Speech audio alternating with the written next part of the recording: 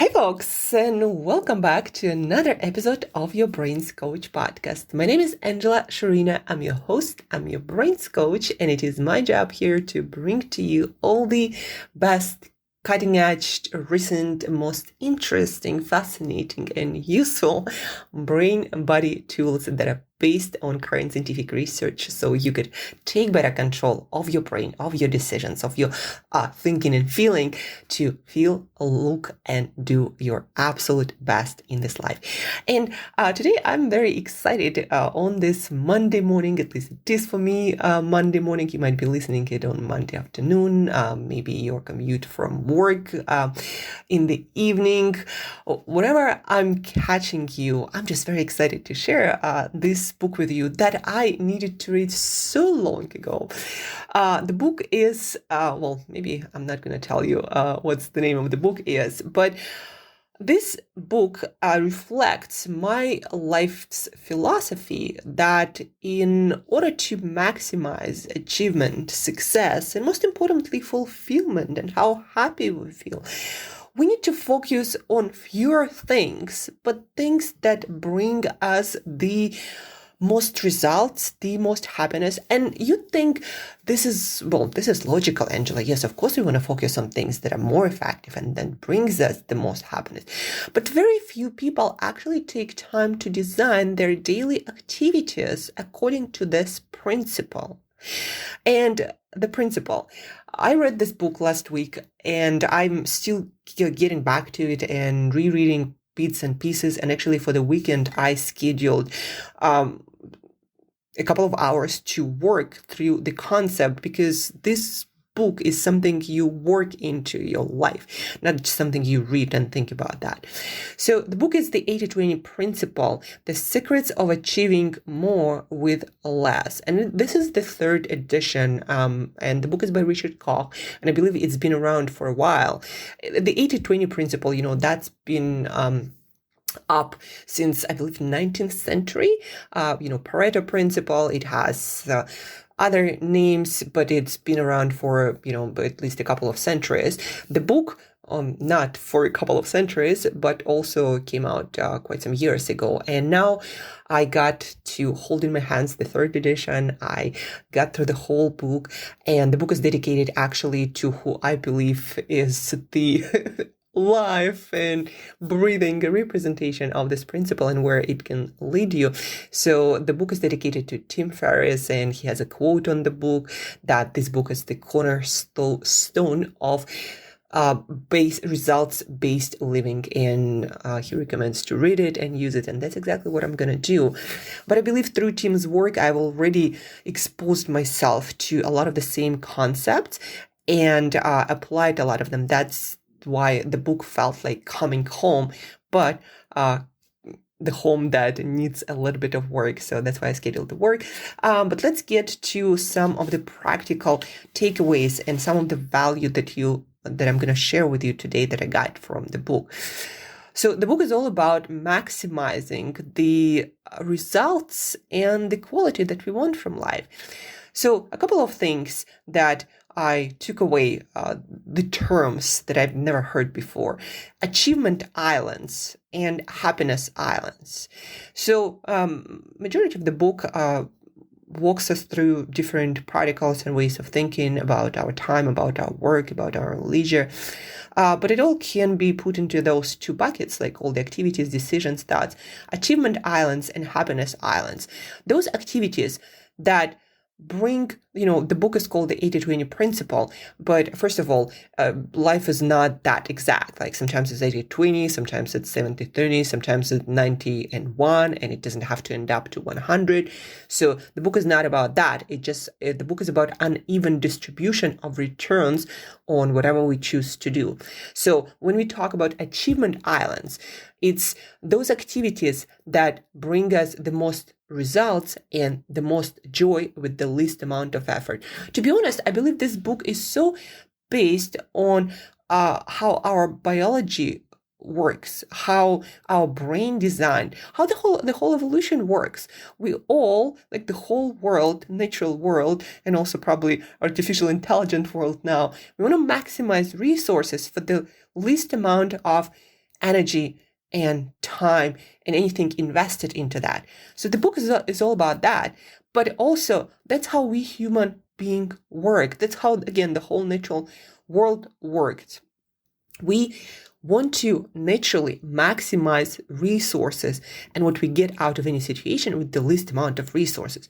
Now, the book teaches you how to do it in a conscious way. So you design your life and what you do based on that, because in our lives we are bombarded with things that we don't necessarily choose. And unless we are intentional about designing our life, about designing our schedules, about designing our activities, the world outside of us will not design our life according to this principle, which is going to do a bunch of stuff, feel busy, feel overwhelmed, but don't achieve our 80-20, we don't create those achievement and happiness islands that actually bring the most results into our lives. So achievement islands, for example, are all about designing your work in a way that took a little break, sip of water, and now continuing with achievement islands. So life will not give you automatically this achievement and happiness islands, but you can for sure easily designed for that if you give it some thinking and some time. So achievement islands, again, all about maximizing the activities related to your work that bring you the most results and the most joy, the most satisfaction. That's when, even when you spend a lot of hours doing your work, like I spend coaching and teaching and researching, even if you spend a lot of hours on that, you actually don't feel tired. This is what you choose to do. You are intrinsically motivated and brings you joy. And also you are rewarded by that by other people. The more value I bring, for example, to other people through my coaching, through my talks, social media content, it still kind of eludes me a little bit. But when I speak, when I coach, when I teach in person or through Zoom, for example, real time, I always get such amazing feedback. And I know that it's, true because people stay with me, people work with me, pay me for my work, and then recommend other people. So obviously I'm doing pretty good with it. And I can see on other people's faces that I bring them insights and something changes about the way they do things. They live their life and they start understanding things in a different way. All that to say that, yes, I spend enormous amount of time working and don't spend at all, time on social activities that don't really bring me a lot of joy, to be honest. But that's exactly the point. Achievement islands, maximize things that you do well, that bring you the most effective results, that bring the most value to other people, and you're paid the most by doing that, and just do more of that. Yes, there are a lot of shiny objects. There might be software developing ideas to, automate my coaching, how a friend thinks that that's what I should do. But it's not where I'm the best and where I feel the most joy and ultimately where people get the most value. I'm not going to get into like artificial intelligence and the potential, etc.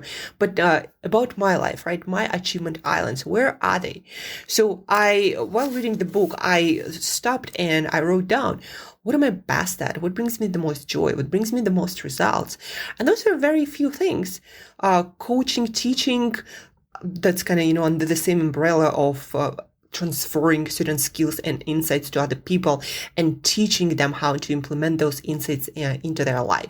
Speaking, I always, first of all, it's easy for me and I bring a lot of emotion and people love it, especially, the last talk I did was like a blast, but, some people are afraid of public speaking. I actually love it. Like, I love speaking. Need to do more of that. And I realized I need to bring my skills up, even, make them even better. So I'm not just better than average, but a lot better than average, because only then you get the above average, extraordinary return on your investment of time. So just be great. So I love coaching, teaching, speaking. And then the other part of that equation of, maybe not equation, but another part of my work that allows me to get to all the results and joy from like coaching and speaking and teaching is researching and coming up with insight of that's been a part of my life since I was a little girl. I always been really good at reading, learning, understanding complex concepts, and then creating different frameworks out of them and coming up with insight, explaining it in a simpler way. I just need to double down on that. I realized that I need to double down on that and get even much better at things that are already good and already work for me. That's what allowed me to travel the world and not spending much time on advertising and outreach. People would just naturally be drawn to what I have to say. So I need to double down on that. And that's what I realized. And so these are my achievement islands. The rest that comes out of it, yes, I'm open to that. But this is what the world rewarded me the most so far without a lot of effort on my side. There is this also concept in the book, not so much of a concept, but there is this matrix, sort of a table, and it shows where people with 80-20 approach to life and business are. And there is this category, it's called intellectual or intelligent. Yeah, that's the word, intelligent. I made some notes for this podcast. Intelligent but lazy. That for me actually is one of the same thing. If you know anything about our brain, that you know that it always tries to do get the most results from minimum amount of work. Intelligent and lazy. That's what our brain already is. And that's what we all trying to do. But we need to bring, I believe all of us as society, need to bring more attention and focus and intentionality into that. So the life experience that we design, it reflects our values and things that we want more of in life. So again, our brain already does this, do get more for less all the time. So we are all kind of intelligent and lazy by design. That's what nature is, intelligent and lazy. It wants to maximize results, resources with the least amount of investment of energy. So you already do that. But now it's time. This is designed, folks. This podcast is designed for you to put more intention into that and use this principle to design your life and work so it brings you the most satisfaction. And I'm just only now starting to actually tap into that. And so in the next year, in the next couple of years, you'll see how my whole life is going to transform, because I'm going to double down on this achievement islands and happiness island things that bring me the most results. And again, it might be 80-20, but probably it's not going to be all 80-20, maybe 70-30, maybe 95-1, maybe 90-10. Nature is never that precise, but the principle, most results going to come from 20% of your effort, or most happiness going to come into your life in the 20% from the 20% of those activities. That's the distribution, uneven distribution. That's what we focus on, and that's what is true in nature and in all the successful efforts, like businesses, or people building their brands, or people developing again successful businesses. So all of that is based on that uneven distribution. When a business, a person focuses on 20% that bring the most results, that's where you get extraordinary rewards for seemingly very little work. So back to my example, my work, I'm gonna double down on improving my skills and investing more of my time, of energy, of skill development, just everything into those 20% that already brought me 80% of results and satisfaction. And then now happiness islands. So I talked more about achievement islands. Okay, this is how you design your work. You do things that already bring you 80% of results. I was listening yesterday a little bit more on achievement islands. There was a video by business coach for entrepreneurs, and he was talking about Tai Lopez. There is this very successful online entrepreneur, And he teaches this principle that at the beginning, you want to double down on things that are already working well. And it's the same kind of principle, find those 20% of customers that bring you 80% of returns on your investment into them, and just try to replicate those 20%. So Tai Lopez and the guy who made the video were talking about the same thing, investing. Like, see what's already working. Don't try to reinvent the wheel, but improve that. Like, double down on that. Where can you make it better? A wow experience for your clients. That 20% that's already working. And that's the question I'm asking myself. What's the wow experience? I'm asking my clients, what could be a wow result at the end of our coaching? And I double down on the tools that bring them those results and experiences. I hope this makes sense, folks. If not, pick up the book or reach out for questions and we'll have a chat. Let's get to the happiness islands. Happiness islands, the idea described in the book, is about activities that bring us those 20% of activities, smaller percent of activities that bring us 80% of results. So what is it you do in your leisure that brings you the most satisfaction? At some point I was feeling bad that I don't do more social kind of things, specific kind of things. Like I don't go to bars or clubs, or I don't enjoy movies and restaurants. I'm like, what's wrong with me? Why don't I enjoy those things? But I realized there's a whole bunch of other things, and I actually do more of them now that I do enjoy, that are social, and that bring me the most happiness. Those are things like going on mountain climbs with other entrepreneurs, going to different entrepreneurial founder technology events. Those things actually bring me a lot of happiness. Or going to explore area around me, like nature and culture, going to bookstores and browsing through all the books that they have, going on some experience like to see people dance, like modern dance. I love that. Or jazz concert. I love music. Or going and taking some craft class, like clay, making something of clay, drawing something, learning skills like cooking. I love skill learning. I love, again, anything that has to do with nature. I love also extreme sports. So if I can go and jump out of the airplane, skydiving, those also things are my things. Or do sports with my friends. There is this sport, if I remember correctly, it's called paddling. Or no, not paddling. But anyhow, I enjoy doing sports with my friends as well. And I realized there are all these activities that I truly enjoy. Why would I think about all this other stuff that people do that has nothing to do with me? And so these are my happiness islands. And even just sitting and reading a book is a joyful experience. I love learning. I'm a learning junkie. I love books. So this is also my happiness island. Or going for walks, having the ability every morning, every night almost, to go for walks by the ocean. Like, this is true joy for me, listening to my podcast, right? So a lot of those things that I do are social. A lot of them also not that social, like reading a book or walking by the ocean. The point is, now that I know that these things bring me the most happiness, first of all, stop worrying about all the other stuff that people do, and then just do more of what you already enjoy. Even though climbing a mountain at 6 a.m. in the morning with other entrepreneurs talking about business might not be everyone's ideal scenario of joy and pleasure. But for me, it is. And that's why should I worry about other things?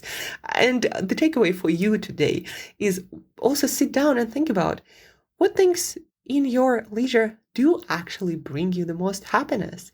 If you don't know and have troubles answering this question, then take a piece of paper, take a pen, and start writing down what do you enjoy, what did you enjoy, and what could you potentially enjoy, and schedule the things to try in the potential list of things. Just take a page and fill it in with, like, what did I enjoy the most? What do I not enjoy, but I believe, but I see other people enjoy, but I don't really enjoy it, and I should do less of it, right? A lot of my clients, when we start working together, and they tell me about their leisure, like a restaurant meal or a glass of wine. And hey, folks, nothing wrong about that. But then we start talking deeper. They're like, but I don't really enjoy that. I love doing sports more and going on different adventures. It's kind of like boring or playing sports. So a lot of people just settle for this mediocrity, happiness kind of activities because everybody does it. And by the way, this book is all about what everybody does not do. This book is all about what makes your life the best experience. And from the book's experience, those are things usually unconventional. You would create a lifestyle that for majority of people around you would seem a little bit extravagant or a lot weird, just not what ordinary or normal people do. That might happen. Book actually says if it's conventional, if it's normal, it's probably not 80-20, not 80-20. That's why people who do live their life by the 80-20 principle end up having extravagant life a lot of people don't understand, and also a life that gives them disproportional returns on the investment of their time and energy. Like my mountain climb, right? Not everybody's cup of tea, but it is definitely my cup of tea. Reading ton of books on neuroscience, or listening to every podcast with Andrew Huberman, getting all the insight I could possibly get to incorporate into my training as soon as they come out. That's also probably not everybody's cup of tea, and that's totally okay. But if anything, Andrew Huberman's popularity shows that there are a lot of people who enjoy other things besides watching silly TikTok videos. So Achievement Islands and Happiness Islands. This is the main idea that I wanted to share with you today, that if you want to have the life experience that brings you the most joy, but also the most achievement, the book is The Secrets of Achieving More with Less.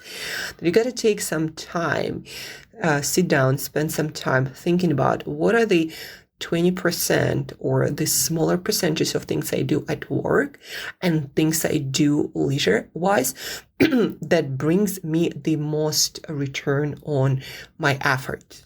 When it comes to Achievement Islands, what are the things that bring the most reward me personally, and also to other people with the least amount of effort invested? So, you don't feel like you're overworking yourself. So, and then just double down on that. Imagine now you have this 20% that brings 80% of results. But imagine now if you do not 20% of your time, but 30, 40, 50%, maybe even 100. The book says if you manage to do that, you're like in paradise of achievement, and things will just come to naturally. And I believe that's exactly where I'm heading, and that's where I'm gonna go once I now understand where I've always gotten the most results, and now just bring them to mastery, double down on them. It doesn't mean I'm gonna spend less time, it just means my time gonna bring disproportional returns on my investment in it, not even speaking about the joy, because I do enjoy those activities more. And that idea, that happiness, also the same thing, that 20% of your activities are going to bring you 80% of results when it comes to your happiness islands. I think the last bit that I wanted to share with you today is about happiness, because in the book, the author Richard Koch, he shared something, his personal 7 rules for happiness, things he does every day to make his days feel happy. And I read quite a lot of literature on happiness and what makes people across all the cultures and generation, what makes people happy, actually quite very similar things. And I wanted to share with you this, Richard Koch's 7 habits for daily happiness, and also more long-term things to do to be happy, because they're so universal. I encountered them in one form or the other all the time, every time when I would read something about happiness, like this is what happy people do, in blue zones, or when researchers interview people for 20, 30 years of once in 3 years or 5 years, whatever that might be. Like people who maintain their happiness level seem to do all of these things. And I'm just going to share with you what Richard has in his list of 7 daily things he does for happiness. And they actually very similar for me. And what I notice for clients I work with, they are also very, very similar. So 7 habits for daily happiness. Number 1, exercise. Move your body, folks. Movement, exercise, your health. They are a huge thing for your health. Mental stimulation. Obviously when you learn something, when you are challenged to use your mental skill, your brain, this also contributes to happiness. It seems like growth is fundamental to human happiness. And developing your brain, developing your skills mentally, it's one of those things when people don't do that and they kind of stuck in their routine, in the rut. Little by little, step by step, day by day, people lose the sense of meaning of life, and they feel like they're just drifting and life doesn't bring them, this deeper satisfaction. So mental stimulation, number 2.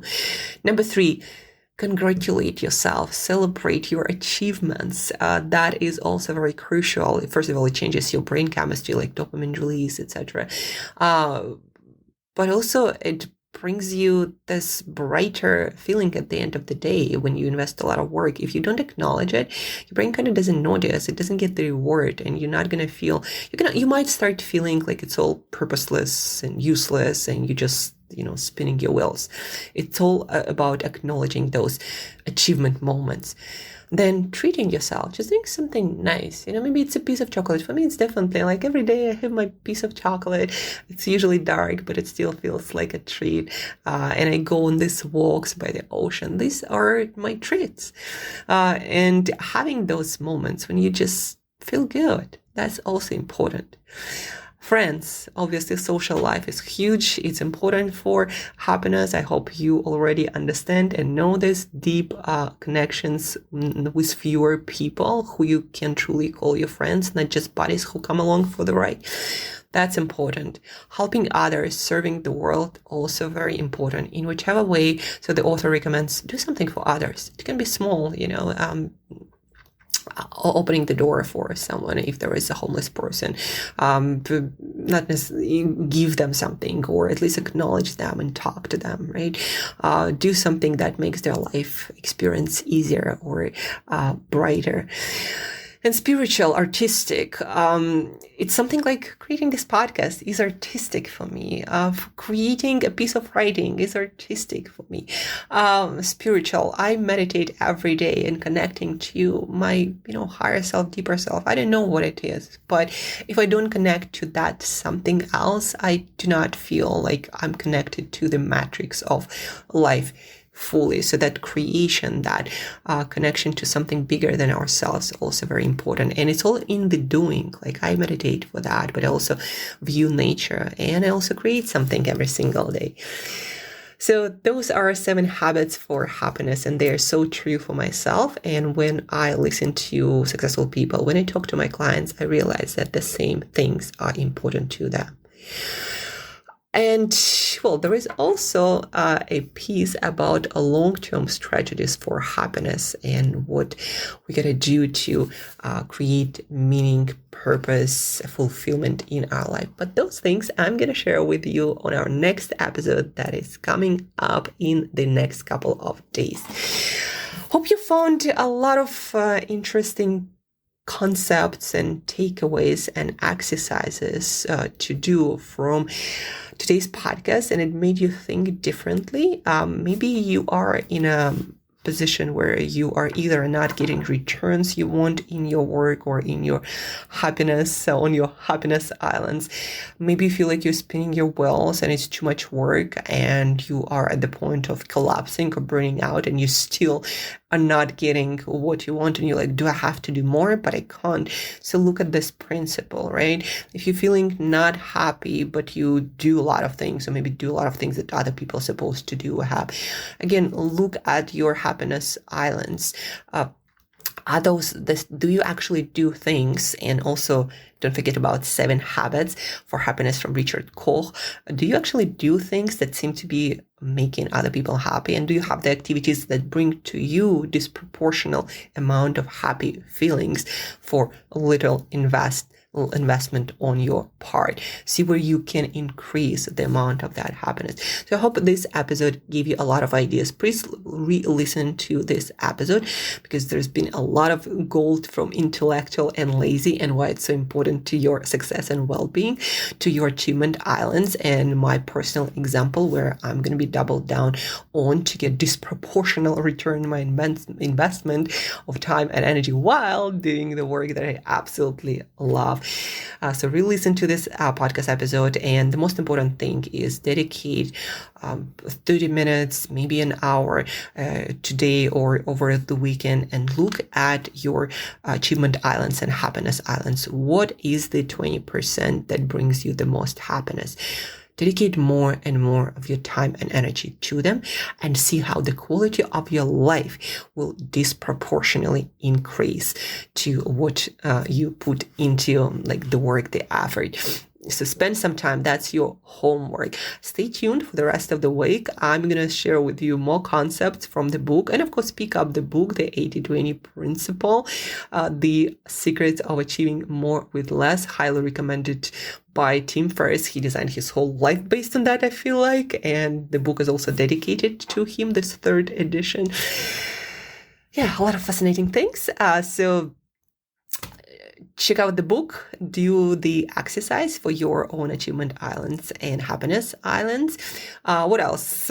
Today, I'm announcing again Unstoppable Entrepreneur training, making your success inevitable. Brain, body, mindset optimization training, 12 weeks for 10 super ambitious entrepreneurs, where we're going to dial in our inner game, our focus, our energy, our motivation, our stress resilience, and of course our 80-20 ability to implement. All of that is going to be in the training, as so nutrition and fitness and all these sleep hacks and productivity hacks and supplements for focus, a lot of fun things. The link to the training, to apply to the training, is in the show notes. We are starting in 2 weeks on September 25th. Only 10 spots. We already have 2 taken.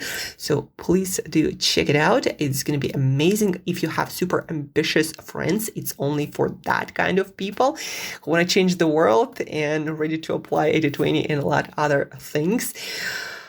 Let them know about the training.